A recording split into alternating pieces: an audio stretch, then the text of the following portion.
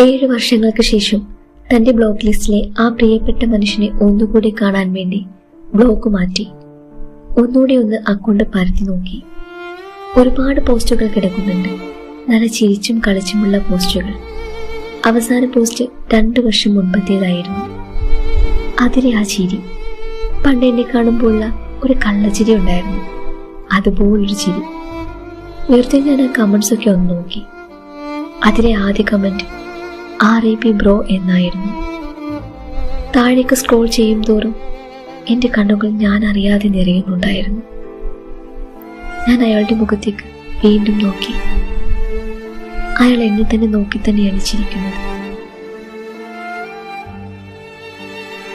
ഞാൻ അയാളെ കുറച്ചു നേരം നോക്കിക്കൊണ്ടിരുന്നു. എന്നിട്ട് ഞാൻ അയാളെ ബ്ലോക്ക് ലിസ്റ്റിലേക്ക് തന്നെ മടക്കി. കുറച്ചു നേരം കണ്ണടച്ചു നിന്നു.